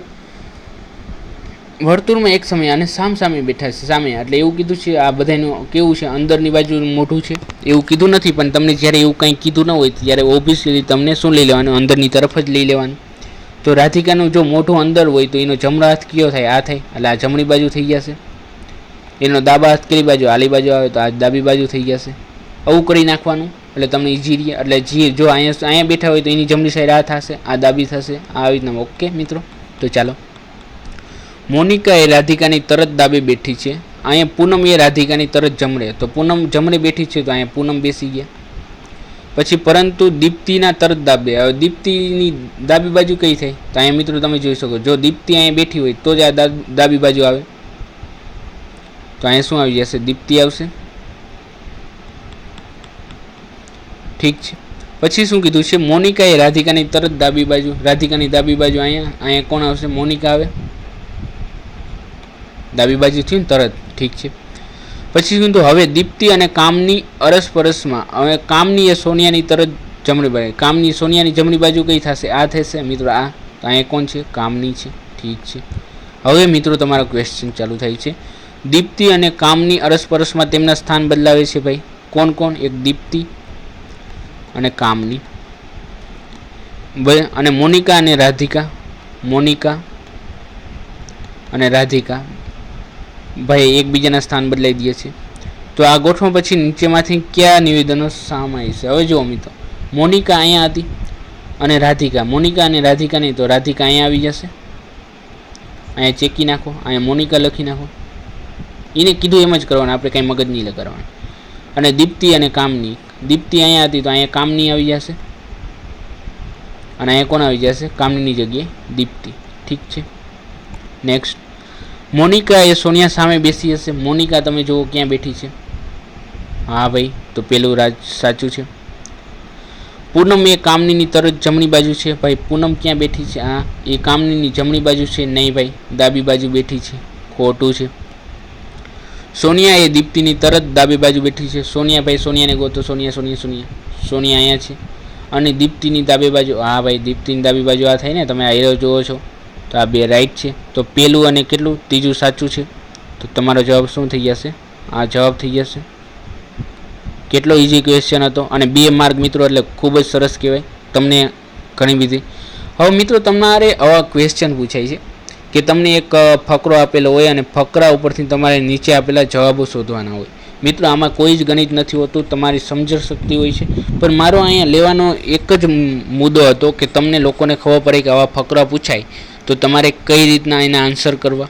મિત્રો જો આવા ક્વેશ્ચનમાં તમારે શું ધ્યાન રાખવાનું, તમારે કોઈ જ મગજ બંધ કરી દેવાનું. જે વસ્તુ ફકરામાં કીધી હોય ને એ જ તમારે જોવાની. જો ફકરામાં ન હોય તો તમારે એને શું કહી દેવાનું? ભાઈ ઉપરમાંથી એક પણ નહીં. ફકરા બહારથી તમારે ક્યાંય નોલેજનો ઉપયોગ નથી કીધો. તમને જે કીધું એ બધું સાચું જ છે અને એના ઉપરથી તમારે જે જવાબમાં કીધું એવી રીતના. ચાલો અહીંયા આપણે જોઈએ. ચીની સરકારે ચલચિત્ર કલાકારોને કરવામાં આવતી ચૂકવણી ઉપર મર્યાદા મૂકી છે. તો આપણે ફકરો વાંચવો પડે. ચીનમાં ચલચિત્ર કલાકાર તેમના હોલિવૂડ સમકક્ષો જેટલું જ અથવા તેના કરતાં વધુ કમાણી કરી શકે છે. ઠીક છે. ચીનની સરકાર તે વિશે ખુશ નથી. હવે ભાઈ ચલચિત્રો જે આ બધા કલાકાર હતા ને એ હોલિવૂડના જે લોકો હતા એના જેટલું અથવા એના કરતાં વધારે કમાણી કરી શકતા હતા. પણ આ ભાઈ ચીનની જે ગવર્મેન્ટ જે ખુશ નથી. તમારે એમાં કોઈ જ ભાવનાઓમાં નથી વેચવાનું. ટોટલી તમારે ઓલું શું કહેવાય 0-0 રહેવાનું એમ. આલી બાજુ પણ નહીં નવવાનું, આલી બાજુ નહીં. એમાં જે કીધું છે એનું તમારે એક શું કહેવાય કોમન વ્યૂ કાઢવાનો, જે દેખાય એવો જ તે. કોઈ જજમેન્ટ નથી કાઢવાનું. ઓકે. ચલચિત્ર કલાકારની કમાણી ચીની કોમ્યુનિસ્ટ પાર્ટીના મુદ્દાના બદલે નિર્માતાઓ અને વેપારી સામયિકો માટેના મુદ્દા જેવા લાગે છે. હવે જુઓ, ચલચિત્ર કમાણી હતા, ચલચિત્રની જે કમાણી એ ચીનીને શું લાગતું હતું ભાઈ સરકારનો મુદ્દો નથી, એ બધા વેપારી અને એવા બધાનો મુદ્દો છે. ઠીક છે. હવે શું કીધું? ચલચિત્ર કલાકારની કમાણી ચીની કોમ્યુનિસ્ટ પાર્ટીના મુદ્દાના બદલે નિર્માતાઓ અને વેપાર સામયિકો માટેના મુદ્દા જેવા લાગે છે. પરંતુ જે નમણી તાકાત હોલિવૂડે વિશ્વભરમાં ઘણા સમયથી મજા માણી છે તેની વિરુદ્ધ આ ઉદ્યોગને આર્થિક અને સાંસ્કૃતિક તાકાતમાં ફેરવવા માટે પોષવાની ચીની સરકાર આશા રાખે છે. એટલે મિત્રો ચીનની સરકારને શું હતું? એક તો આર્થિક રીતે એને સારી બનાવી હતી, વૃદ્ધિ કરવી હતી અને શૈક્ષણિક તાકાત એટલે કે એની એક તાકાતના રૂપમાં એ કોશિશ કરતી હતી. મોટા ચૂકવણા તે પ્રયત્નને અવરોધી શકે છે. એટલે એનું માનવું હતું કે મોટા ચૂકવણા એને શું થઈ જાય, જે આ ચીની સરકારનો હતો કે તેને વૃદ્ધિ એટલે કે ભાઈ હોલિવૂડથી પણ સારામાં સારી બનાવી છે પણ એને જે મોટા રૂપિયા કંઈક આપવામાં આવે છે એ પ્રયત્નને અવરોધે છે. તેથી અધિકારીઓએ ચલચિત્ર કલાકાર જેટલી કમાણી કરી શકે તેની મર્યાદા નક્કી કરી. એટલે શું કરી નાખ્યું કે અધિકારીઓએ ભાઈ વિચાર્યું કે ચલચિત્ર કેટલી કમાણી કરશે એને એક ફિક્સ કરી નાખ્યું કે અગ્રણી અભિનેતાને તમામ કલાકારોની કમાણીની 70%થી વધુ કમાણી કરવાની પરવાનગી નહીં મળે. એટલે મિત્રો જે તમારે બધા જેટલા કલાકાર હોય એને ધારો કે 1000 રૂપિયા આપવામાં આવતા હોય, 100 રૂપિયા આપવામાં આવતા હોય, બધા કલાકારનો ટોટલ 100 હોય તો એને 70%થી વધારે ના આપી શકાય. એટલે 70 રૂપિયાથી વધારે ન મળી શકે. ઠીક છે. આવું એનું કેવું હતું, એવું એને મર્યાદા નક્કી કરી. ચીની કરવેરા સત્તાધીશોએ પણ તપાસ શરૂ કરી છે કે શું ચલચિત્ર ઉદ્યોગો મોટા કલાકારોને 2 કરારો આપતો હતો, જે પૈકી એક કરાર કરવેરા વિભાગને જાહેર કરાતો હતો અને બીજો એક ખાનગી કરાર મોટા વર્તનનું વચન આપતો હતો. તો મિત્રો 2 કરાર કરવામાં આવતા, એક તો કર માટેનો, કરવેરા માટેનો એ કરાર કરવામાં આવતો હતો. એટલે આ લોકોએ શું કીધું છે, એક તપાસ શરૂ કરી છે, નિષ્પક્ષ તપાસ, કે ભાઈ 2 કરાર શું કરવામાં, એક તો ખાનગી એને એમનું ચૂકવણી કરવામાં આવતી હતી અને બીજો કરવેરાને દેખાડવામાં આવતું. ચીનમાં આ પ્રથાને ઈન યાંગ કરારો તરીકે ઓળખવામાં આવે છે. ઠીક છે. હવે મિત્રો અહીંયા કીધું છે, તમને ક્વેશ્ચન પૂછ્યું કે ચીન સરકારે ચલચિત્ર કલાકારોને કરવામાં આવતી ચૂકવણી પર મર્યાદા મૂકી છે. ભાઈ મર્યાદા મૂકી, આ 70% નક્કી કરવાનું કારણ શું હતું એવું પૂછ્યું છે. તો નીચેમાંથી શું છે? ચીની ફિલ્મ કલાકારો ઈન યાંગ કરારનો ઉપયોગ કરીને કરચોરી કરે છે. ભાઈ મિત્ર, આમાં કરચોરી એવો શબ્દ ક્યાંય આપ્યો છે? નથી આપ્યો. એમાં તપાસ ચાલે છે પણ એ કંઈ કહી ન શકાય. હજી તપાસ પૂરી નથી એટલે તમારે જજમેન્ટ ના આપી શકાય, તો તમે આના ઉપર કાંઈ ન કહી શકો. ચીની સામ્યવાદી પક્ષ ગણતરીના વ્યક્તિઓમાં થતા સંપત્તિના એકત્રીકરણને રોકવા માગે છે. ભાઈ આમાં ક્યાં કીધું? સામ્યવાદી પક્ષ ગણતરીના વ્યક્તિઓમાં થતા સંપત્તિના એવું ક્યાં એવું એકત્રીકરણ એવું કોઈના સંપત્તિ વિશે વાત થઈ છે? નથી થઈ. ઠીક છે. આમાં ચલચિત્રની જ વાત થઈ છે, આખા ઉદ્યોગની જ વાત થઈ છે અને એને શું છે આર્થિક અને સાંસ્કૃતિક તાકાતમાં ફેરવવા માટે કેમ ફેરવવું એના ઉપર ચર્ચા કરી છે. ચીની સરકારને ભય છે કે ફિલ્મી કલાકારોની ઊંચી ચૂકવણી ચીની ચલચિત્ર ઉદ્યોગની વૃદ્ધિમાં તણાવ પેદા કરશે. મિત્રો અહીંયા થોડુંક કહે છે કે ચલચિત્ર ઉદ્યોગની વૃદ્ધિ, તો અહીંયા કીધું છે આ ચલચિત્ર ઉદ્યોગને આર્થિક અને સાંસ્કૃતિક તાકાતમાં ફેરવવા માટે પોષવા માટે ચીની સરકાર આશા રાખે છે. મોટા ચૂકવણા તે પ્રયત્નને અવરોધી શકે છે. તો આ વસ્તુ તમને ખબર પડી કે મોટા ચૂકવણા એટલે ઊંચી ચૂકવણી, ચલચિત્ર ઉદ્યોગોની વૃદ્ધિ, એટલે તમારો આમાં જવાબ શું આવશે? ત્રીજો, માત્ર ત્રીજો. ઠીક છે. નેક્સ્ટ, જો કોઈ ચીની ચલચિત્ર 10 મિલિયન યુઆનના કુલ નિર્માણ ખર્ચ સાથે બનાવવામાં આવે છે, જેમાંથી અડધી રકમ સહકલાકારોની ચૂકવણી તરીકે રાખવામાં આવે છે, તો સરકારી નિર્દેશ પ્રમાણે કોઈ એક અભિનેતા મહત્તમ યુઆન કમાઈ શકે. હવે મિત્રો ઓકે મિત્રો, તો અહીંયા જોઈ શકો છો કે જો કોઈ ચીની ચલચિત્ર 10 મિલિયન યુઆનના કુલ નિર્માણ ખર્ચ સાથે બનાવવામાં આવે છે, એટલે ભાઈ ટોટલ ખર્ચ કેટલો છે? 10 મિલિયન છે. પછી જેમાંથી અડધી રકમ સહકલાકારોને ચૂકવણી કરવામાં આવે છે. સહકલાકારોને અડધી રકમ એટલે 5 મિલિયન થશે મિત્રો. ઓકે, તો સરકારી નિર્દેશ પ્રમાણે કોઈ એક અભિનેતાને મહત્તમ કેટલાની? હવે મહત્તમનું તમને અહીં કીધું છે 70%થી વધારે ના, એટલે 70% ગણી શકો તમે.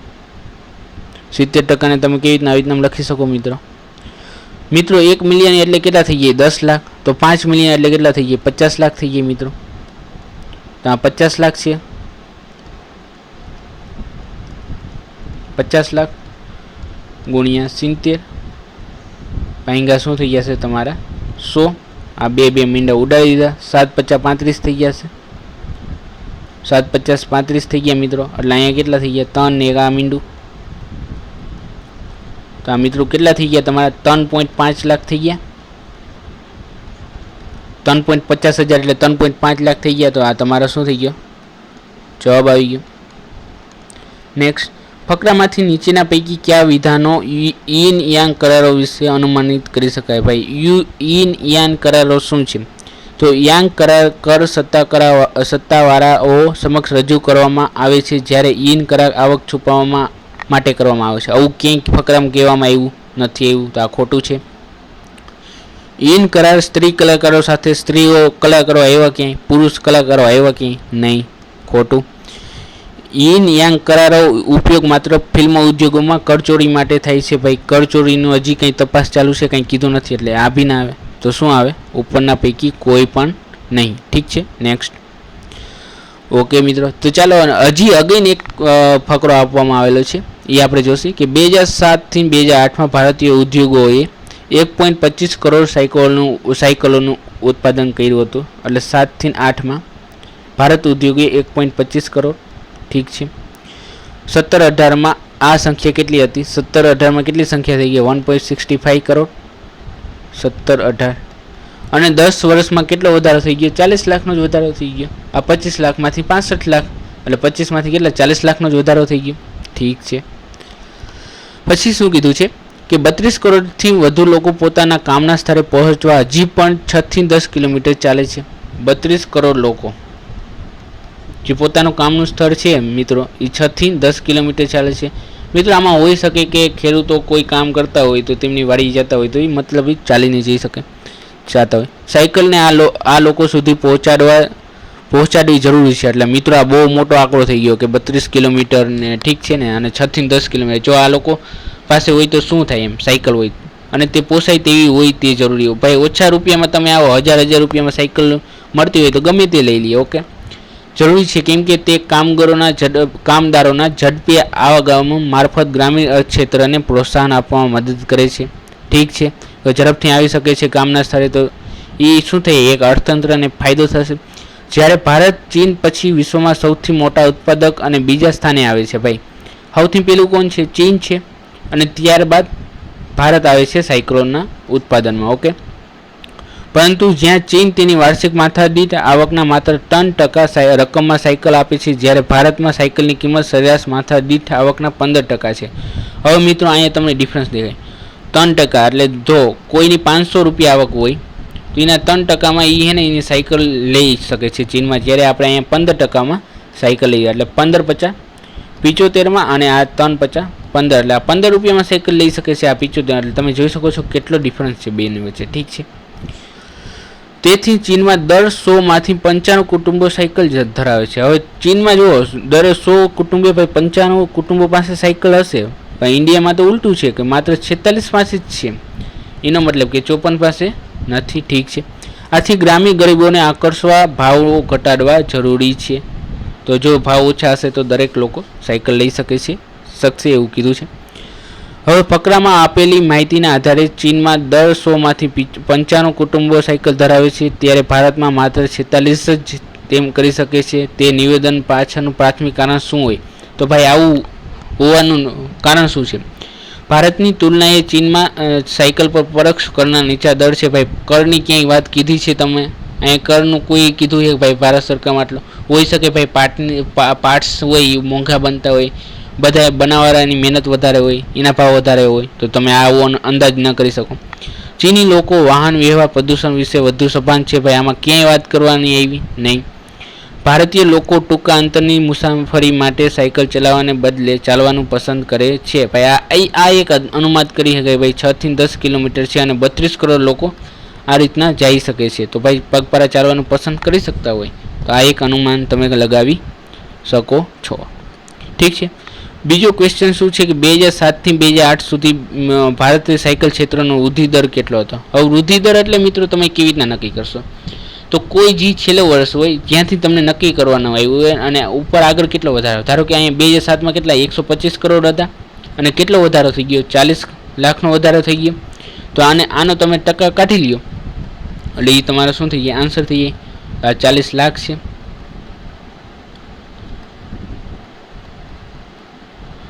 અને આ શું છે? 125, 1 કરોડ 25 લાખ. ઠીક છે મિત્રો, તો આ ઉડી જશે, આ ઉડી ગયા. અહીંયા 100 છે, તો અહીંયા કેટલા આવશે? 5 આવશે. 25 50 125, ને અહીંયા કેટલા આવશે? 4 આવશે. હજી 5 આની આરે ઉડી જાય. 8 50 40 થઈ જાય. તો 8 ચોકું ને કેટલા થઈ ગયા? 32 આવી ગયા. તો આ તમારો જવાબ 32% વૃદ્ધિ દર છે. ઇફ ધ એન્યુઅલ પર કેપિટલ ઇન્કમ, કે ભારત અને ચીનની વાર્ષિક માથાદીઠ આવક $500 અને $32 છે. મિત્રો હું આ ભૂસી નાખું છું, તમે સ્ક્રીનશોટ પાડી લેજો જો ન પાડ્યો હોય તો. અહીંયા હું આન્સર ખાલી લખી નાખું છું, ટીક કરી દઉં છું. મિત્રો શું કીધું છે? If the annual capital income 5 અને 12 છે, એટલે ઇન્ડિયાની ભાઈ એન્યુઅલ કેપિટલ કિંમત કેટલી છે? $5000. ચીનની કેટલી છે? $12. એટલે આ માથાદીઠ આવક કેવી છે દરેક વ્યક્તિ દીઠ. તો ચીનની સાયકલનો ભારતીય સાયકલ સાથે ભાવ ગુણોત્તર શું છે? તો ચીન અને ભારતીય આ બંનેનું શું કીધું છે? સાયકલનો ગુણોત્તર. હવે સાયકલનો ગુણોત્તર માટે તમે એક વસ્તુ છે, તમારી પાસે શું છે ભાઈ? તમને આપી છે 3% રકમ, અને 15% રકમ જેટલી છે. તો મિત્રો આ જો તમે ચીન કેટલા છે? $12000 છે, તો એના 3% કાઢી નાખો. ભારતની કેટલી છે? $5000 છે, તો એના કેટલા? 15% કાઢી નાખો. તો એ સાયકલની રકમ મળી જશે તમને. તો આ 100 અહીંયા જ ઉડી જશે, કોઈ જ મહેનત નથી કરે. આ 3 મીંડા આ ઉડી જશે. ઠીક છે ભાઈ. હવે મિત્રો ક્યાં તમે? તો અહીંયા 5 તેરી 15 છે, તો આ 3 ઉડી જશે, અને આ 25 25, અને આ ઉપર કેટલા આવશે? 12. તો 12 જેમ 25 ક્યાંય તમારો જવાબ દેખાય છે? આ રહ્યો. આ તમારો શું થઈ ગયો જવાબ? કેટલું ઇઝી હતું? ઇઝી હતું. ઠીક છે, નેક્સ્ટ શું કીધું છે? તમને પ્રશ્નોના જવાબ આપવા માટે નીચેની તાલિકાનો અભ્યાસ કરો. ઠીક છે, આ ટેબલનો અભ્યાસ કરો ભાઈ, બહુ જ અભ્યાસ કર્યો, હજી પણ અભ્યાસ કરો. 2011થી 2012 સુધીમાં વેચાણમાં ટકામાં વધારો થઈ ગયો. હવે ભાઈ 2011માં આટલો હતો અને 2012માં હતો તો કેટલો વધારો થયો એ તમારે નક્કી કરવાનું છે. તો વધારો નક્કી કરવા માટેનું એક સૂત્ર છે ભાઈ. શું કરશું? 40,000 મોટામાંથી બાદ કરી નાખો, જે છેલ્લે હોય એમાંથી બાદ કરી નાખો એટલે વધારો તમને જરી જાય 18,000. 40,000માંથી 18,000 અને કેની ઉપર ગણવાનું હોય જે કીધું હોય એનું કે 2011થી. તો આપણે આની ઉપર જ ગણીને અહીં 2012 ઉપર ગણી તો તમને થોડીક ખબર પડશે વધારો. તો 2011 ઉપર જ ગણવો પડે તો કેટલી થઈ? 18,000 છે. તો આની ઉપર વધારો ગણવાનો છે. ઠીક છે. 40,000માંથી 18,000 થઈ તો કેટલા આવશે? 22 વધશે. અહીંયા કેટલા આવશે? 18 આવશે. આ મીંડા ઉડી ગયા. અહીંયા 22 એટલે અહીંયા કેટલા થઈ? 11 દુ 22, અહીંયા 9 દુ 18, અહીંયા 2 ઉડી જાય તો 11 જેમ 12 આવ્યા. 11 ભાંગ્યા 9. હવે આપણે આના શું કીધું છે? ટકામાં કીધું છે. તો અહીંયા શું કરવા પડે? ટકા લેવા પડે ભાઈ. ટકા આના ટકા હોય એટલે 100 ગુણવાના હોય. ઠીક છે. આવી એટલે 1100 ભાંગ્યા 9 આવ્યા. મિત્રો આને તમે સાદું રૂપ આપો, 9 એકા 9 આવશે એટલે 2 વધશે 20 આવશે. તો 9 દુ 18 આવી ગયા. તો વળી પાછા 2 આવશે એટલે 20 વધશે. તો વળી પાછા 2 એટલે કેટલા થઈ ગયા? 122 આવી ગયા. 122%. ઠીક છે. પછી શું કીધું છે? 2009 અને 2011ના વર્ષોમાં મોબાઈલના ફોનમાં વેચાણનો સરવાળો આ વર્ષના વેચાણની સમાન છે. શું છે? Okay. What is the questions? 2009 અને 2011ના જે વર્ષોમાં એટલે 2009 છે ક્યાં છે? આ છે. અને 2011 છે. તો આ બેમાં જે વેચાણ કર્યું છે મોબાઈલ ફોનનું એ કયા વર્ષ બરાબર છે? તો ભાઈ તમે જુઓ 2009માં કેટલું છે ભાઈ? 30,000 છે. હું 30K લખી નાખું. પછી 11માં કેટલા છે? 18K છે. ટોટલ કેટલા થઈ ગયા? 30 ને 1 40 ને 48K થઈ ગયા મિત્રો. તો 48,000 કેના બરાબર છે? 2007 બરાબર છે. તો અહીં 2007 લખી નાખો. ઠીક છે.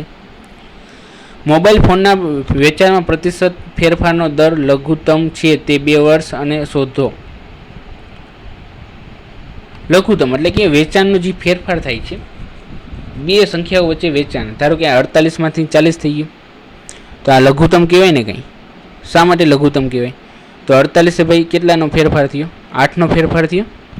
48 ભાઈ 8,000નો ફેરફાર થયો. આનો હું ફેરફાર કાઢું તો કેટલા થઈ જશે? 1/6 આવશે. કારણ કે 8 6 48. ઓકે. 2007નું ખબર પડી ગઈ. 2008થી 2009માં ભાઈ ફેરફાર થાય છે. કેટલો ફેરફાર થાય? 40,000 10નો ફેરફાર થાય છે. ઓકે મિત્રો.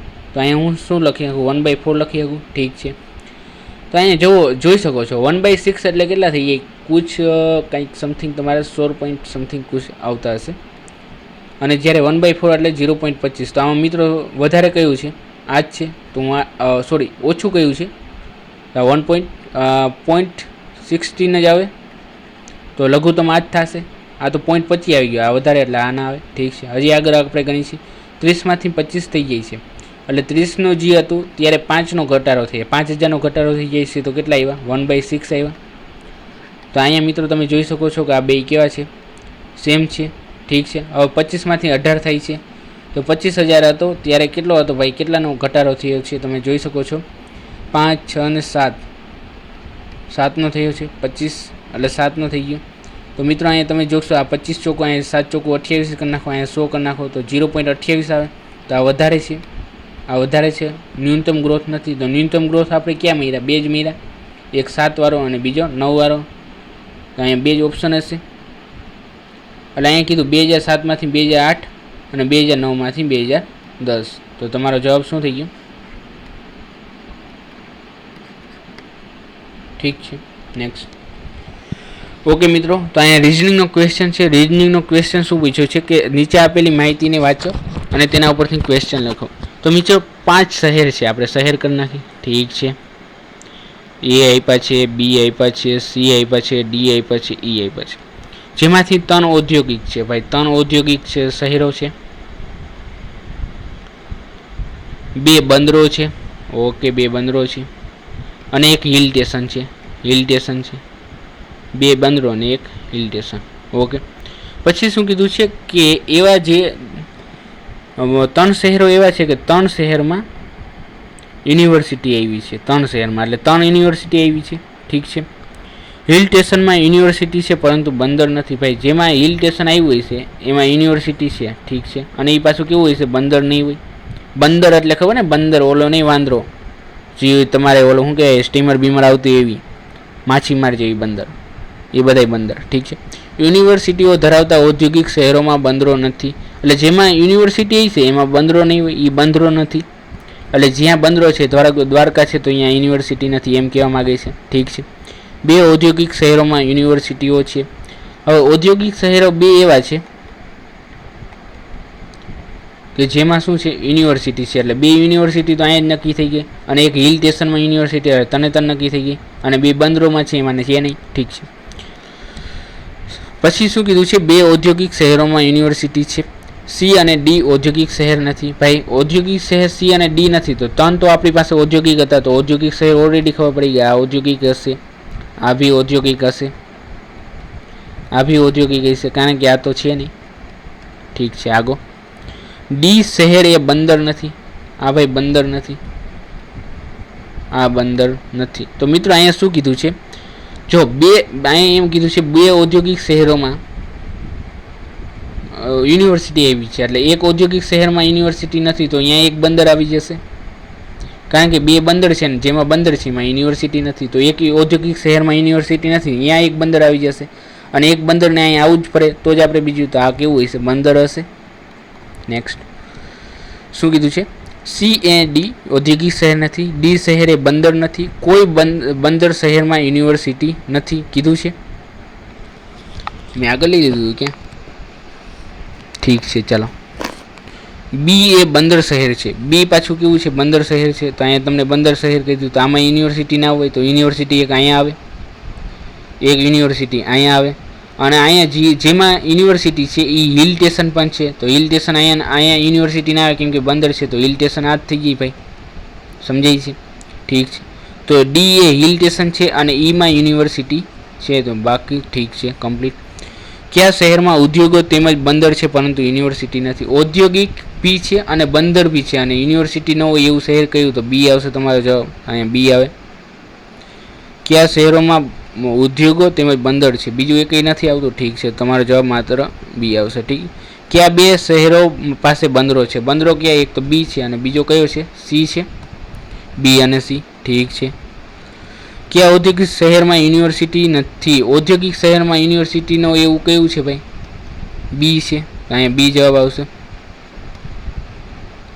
કયા શહેરોમાં ઉદ્યોગો તેમજ બંદર છે પરંતુ યુનિવર્સિટી નથી, તો ઉદ્યોગો અને બંદરો હોય એવા કયો આવશે. ઠીક છે. નેક્સ્ટ.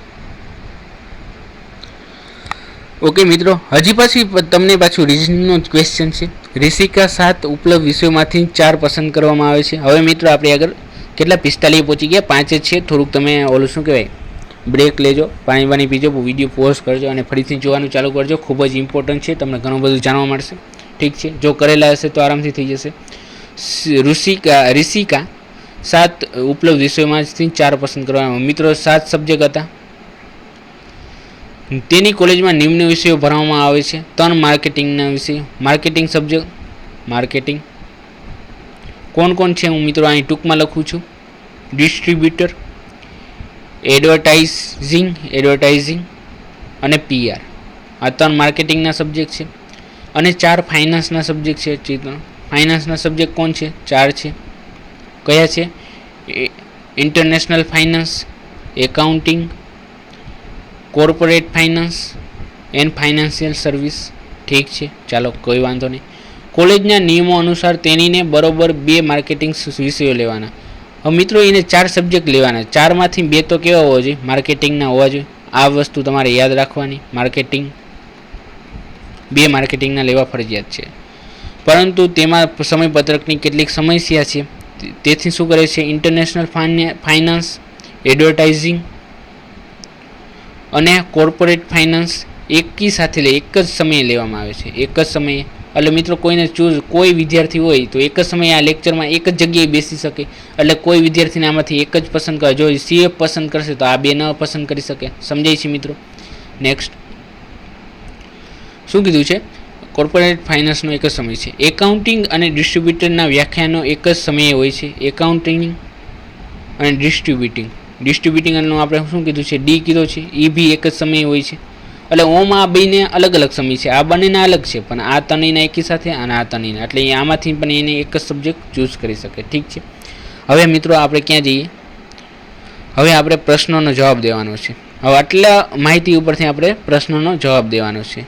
તો જો ઋષિકા નક્કી કરે કે તે ઇન્ટરનેશનલ ફાઇનાન્સ લેશે તો તેના અન્ય 3 વિષયો કયા હોઈ શકે? ઇન્ટરનેશનલ ફાઇનાન્સ લેશે મિત્રો. હવે ઇન્ટરનેશનલ ફાઇનાન્સ એટલે એક માર્કેટિંગનો સબ્જેક્ટ થઈ ગયો. ઠીક છે. તો એ શું લઈ શકે? એક તો એડ ના લઈ શકે. આ જે એકાઉન્ટિંગ છે, અહીંયા શું લખ્યું છે? ઇન્ટરનેશનલ ફાઇનાન્સ પછી શું છે? એકાઉન્ટિંગ જ છે ને. થોડુંક લખવામાં કોઈ પ્રોબ્લેમ નથી કે ના? ક્યાં ગયું? એડવર્ટાઇઝિંગ, સોરી, એડવર્ટાઇઝિંગ ન લઈ શકે અને કોર્પોરેટ ફાઇનાન્સ ન લઈ શકે. એટલે આ બે સબ્જેક્ટ તો ક્યાં ગયા? ખતમ થઈ ગયા. હવે મિત્રો એને માર્કેટિંગનો એક સબ્જેક્ટ લેવો પડે. તો મિત્રો માર્કેટિંગનો એક સબ્જેક્ટ તો આઈએફ છે અને સીએફ ને એડવર્ટાઇઝિંગ, એટલે આ ન લઈ શકે. તો એને માર્કેટિંગના 2 સબ્જેક્ટ ફરજિયાત ક્યાં લેવા પડે? આ જ લેવા પડે. 2 તો લેવાના જ હતા. હવે આ જ 2 લઈ શકે, કારણ કે આ તો લઈ નથી શકતો. અહીંયા તો શું કીધું છે? એડવર્ટાઇઝિંગ આમાં ન લઈ શકે, કારણ કે એમ આઈએફ પસંદ કર્યો છે તો એક જ સમયે એક જ ક્લાસમાં બેસી શકે. તો એડવર્ટાઇઝિંગમાં તો બેસી ન શકે, એટલે માર્કેટિંગના ફરજિયાત એને 2 જ લેવા પડે. તો એક માર્કેટિંગમાં 2 સબ્જેક્ટ ક્યાંય છે? ડી અને પીઆર આવી ગઈ. હવે મિત્રો ડી અને પીઆર લઈ લીધા તો પછી એને આ એકાઉન્ટ ન લઈ શકે ને, કારણ કે ડી ડિસ્ટ્રીબ્યુટર તો આમાં આવી ગયું, તો એકાઉન્ટ ન લઈ શકે. એની ઉપર ચોકડી મારો. આઈએફ ઓલરેડી આવી ગયો છે. ઠીક છે. અને બીજો કયો સબ્જેક્ટ લઈ શકે? એફએસ લઈ શકે. તો એફએસ ફાઇનાન્શિયલ સર્વિસ. તો મિત્રો આમાં જોઈ શકો છો તમારી માટે ડિસ્ટ્રીબ્યુટર, પીઆર ને ફાઇનાન્સ. તો એના સબ્જેક્ટ ક્યાં હશે? બાકીના સબ્જેક્ટ હશે. સમજાય છે મિત્રો? નેક્સ્ટ, જો ઋષિકા આ સત્રમાં 4 વિષયો લે છે તો પછી નીચેમાંથી કયું વિધાન શક્ય નથી? હવે 4 સબ્જેક્ટ એને પસંદ કરવાના જ હતા. તે એકાઉન્ટિંગ લે તો એડવર્ટાઇઝિંગ લેતી નથી. હવે એને એકાઉન્ટ લે છે તો એડવર્ટાઇઝિંગ લેતી નથી. હવે મિત્રો જો એકાઉન્ટિંગ લે તો એકાઉન્ટિંગ ક્યાં હતો આપણો? આ છે. તો એ ડી ન લઈ શકે, એટલે એકાઉન્ટ એક સબ્જેક્ટ થઈ ગયો. અને એડવર્ટાઇઝિંગ બી નથી લઈ શકતો, તો એને ઓફિસ ક્યાં લેવા પડે? ડી અને પીઆર લેવા પડે. એડવર્ટાઇઝિંગ નથી લેતી ને ભાઈ, એડવર્ટાઇઝિંગ નથી લેતી, એટલે ડી આ કેન્સલ થઈ ગયું.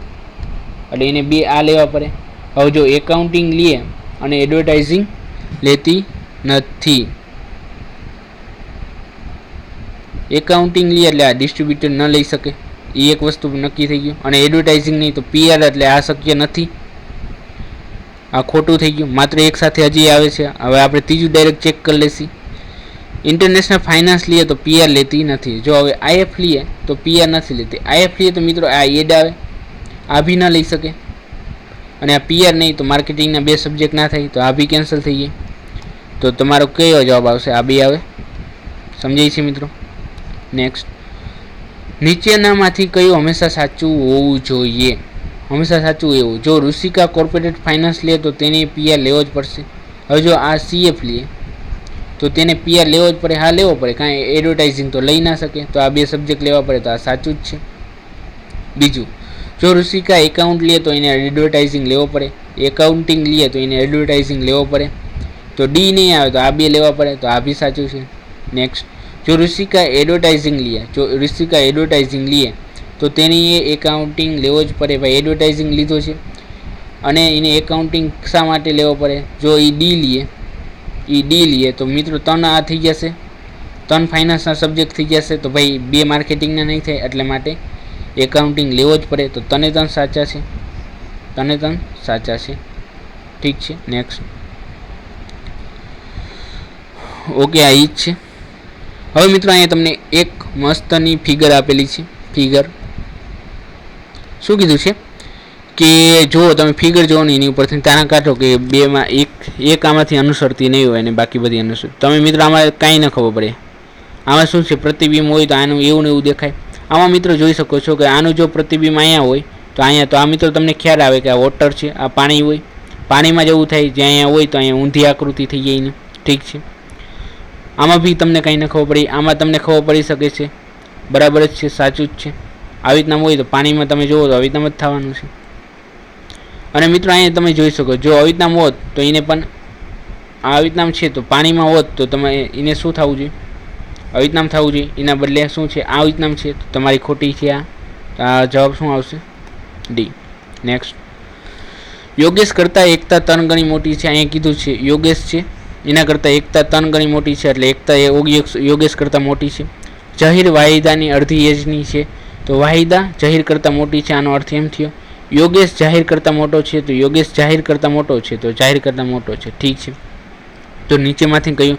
હવે મિત્રો તમને આટલું કીધું છે, અહીંયા તમને આટલી ખબર પડી ગઈ, પણ આ વાહિદાની નથી ખબર પડી શકતી કે વાહિદા જાહિદા કરતાં વાહિદ મોટી છે, પણ આના ઉપર નથી કીધું ભાઈ યોગેશ કરતાં મોટી હોઈ શકે ન હોઈ શકે.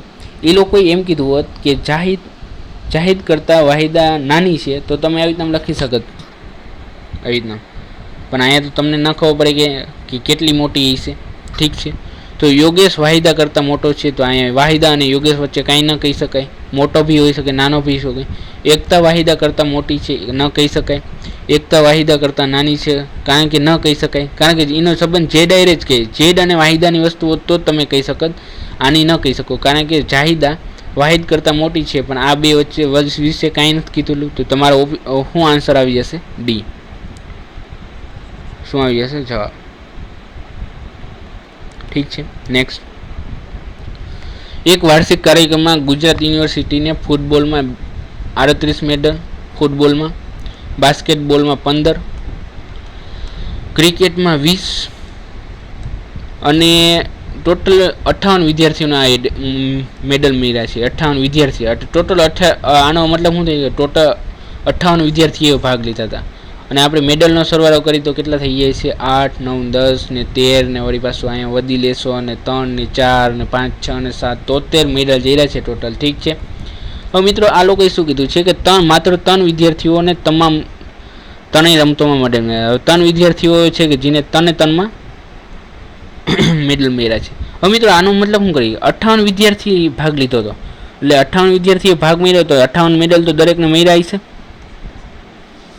દરેકને મળ્યા હોય ને, તો અહીંયા લખ્યું હોય ને કે આ મેડલો કુલ 58 વિદ્યાર્થીઓને મળ્યા હતા. તો 58 ને 0 એટલે 58 વિદ્યાર્થીને આપણે કાઢી નાખી. 73માંથી 58 કાઢો તો બાકી કેટલા રહ્યા? 58 એટલે 2 એટલે 60 થઈ જાય, ને ઓલા 13 થઈ જાય, ટોટલ 15 મેડલ હોય. ઠીક છે, હવે મિત્રો આ 58માં 3 વ્યક્તિ એવા છે કે જેમને 3 મેડલ એટલે ટોટલ 9 મેડલ મળ્યા છે. હવે મિત્રો 3 તો આપણે 58માં ગણી લીધા હતા, તો મિત્રો 3 એટલે આને 9 મળ્યા, તો 58માં 3 એવા હતા કે જેને ટોટલ 9 મળ્યા હતા. ઠીક છે, તો 58માં આપણે 3 તો લઈ લીધા ને પહેલાં, તો હવે 58 ને 6 કેટલા થઈ જાય? 6 આવશે. 6 વધ્યા તો 58 ને 6 કેટલા થઈ ગયા? તમે સમજી શકો છો, 64 થઈ જશે. હવે મિત્રો કેટલા મેડલ મળ્યા? તો કેટલા વધ્યા? 64 ને 73 કેટલા વધશે? અહીંયા તમારા 6 ને 3 9 વધ્યા મિત્રો. તો મિત્રો આ તમે શું કર્યું? હવે 9 વધ્યા, તો આ 9 એટલે શું થઈ ગયા કે એવા અમુક 9 વિદ્યાર્થીઓ હોય છે જેને એક વધારે મળ્યા છે, તો જ આપણે આ 9 વધે ને. અહીંયા મારી મિત્રો વાત સમજો છો તમે? આ 9 વિદ્યાર્થીને વધારે મળ્યા હોય તો તમને જવાબ આપી શકો કેટલા વિદ્યાર્થીઓને બરાબર માત્ર 2 રમતમાં હશે, તો એ 9 જ હોય. આ તમારો જવાબ થઈ ગયો. ફરીથી મિત્રો હું એકવાર સમજાવી દઉં, મારા ખ્યાલથી તમને સમજાવવાનું નહીં જ હોય. શું કીધું છે? જો આપણે 3 રમત લીધી, એક ક્રિકેટ છે, એક ફૂટબોલ છે અને બાસ્કેટબોલ છે. ક્રિકેટમાં ટોટલ કેટલા મેડલ મળ્યા છે? 20 જ મળ્યા છે, નબળું છે. ફૂટબોલમાં કેટલા છે ભાઈ? 38 મેડલ, સ્ટ્રોંગ છે. અને બાસ્કેટબોલમાં 15 છે. ઠીક છે, ટોટલ હવે 58 વિદ્યાર્થીઓને મેડલ મળ્યા છે, એટલે મિત્રો દરેકને એક મેડલ તો મળ્યો જ હશે, એટલે ટોટલ 58 તો આવી જ ગયા કે 58 મેડલ તો મળી ગયા. ઠીક છે, દરેકને એક ગણી તો આપણે 58 કરી શકીએ.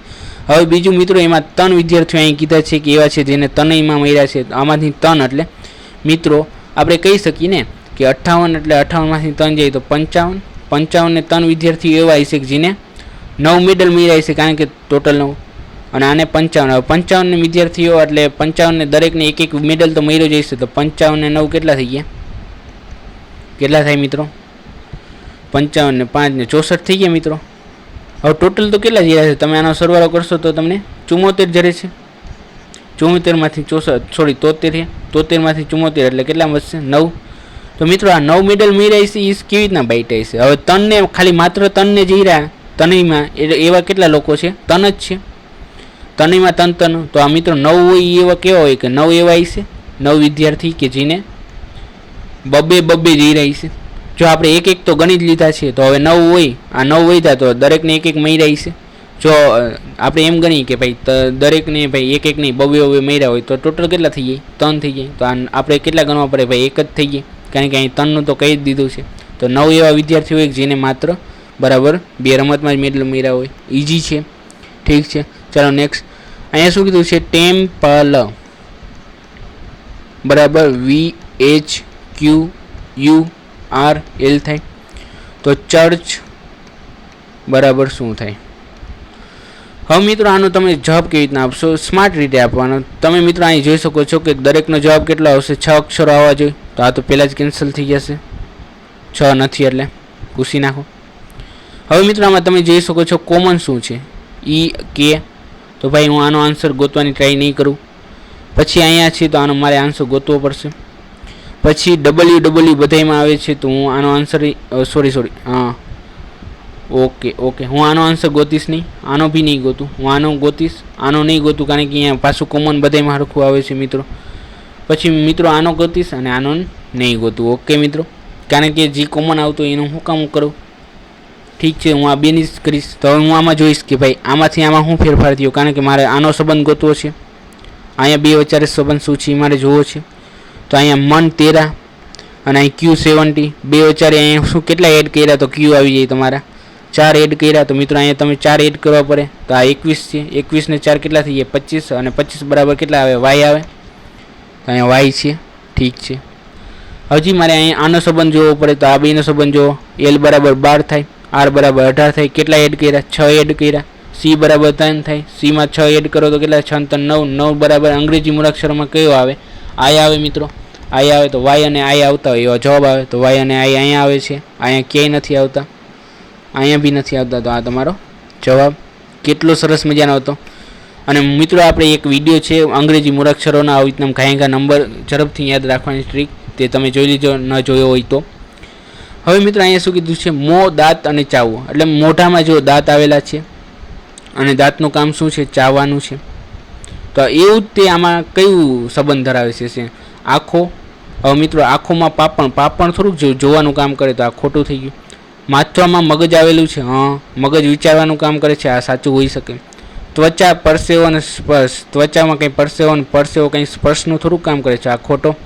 પગ ને નૃત્ય અને પગનો અંગ, આમાં કંઈ મેરેજ નથી આવતું. તો તમારો જવાબ શું આવે? સાચો આ જ આવે મિત્રો. નેક્સ્ટ મિત્રો આપણી આ યુટ્યુબ ચેનલ છે જે તમારે 30 મિનિટ મેથ્સ હજી પણ સબસ્ક્રાઈબ ન કરી હોય તો સબસ્ક્રાઈબ કરી દેજો, લાઇક કોમેન્ટ અને શેર કરજો. અને મિત્રો તમે કોમેન્ટ આપવાનું ભૂલતા નહીં કે તમને વિડીયો કેવો લાગ્યો. ખૂબ જ મહેનત પડે છે વિડીયો બનાવવામાં. અને મિત્રો જો તમે ખરેખર ઈચ્છતા હોય કે હું તમને સારો કન્ટેન્ટ પ્રોવાઈડ કરું તો તમે કોમેન્ટ કરવી જરૂરી છે, કારણ કે તમને ક્યાં પ્રોબ્લેમ આવે છે મને અહીં બેઠા ન ખબર પડે. પણ જો તમે બોલશો તો હું જરૂર તમને કહી શકીશ કે યસ હું નેક્સ્ટ ટાઈમ અપગ્રેડ કરીશ, ઠીક છે. અને મિત્રો હજી આપણે થોડીક વાતો કરવાની હતી કે તમે કેવી રીતના તૈયારી કરશો, ઠીક છે. તો મિત્રો આ 5-6 દિવસ તમારી પાસે છે, 5 થી 6 દિવસ.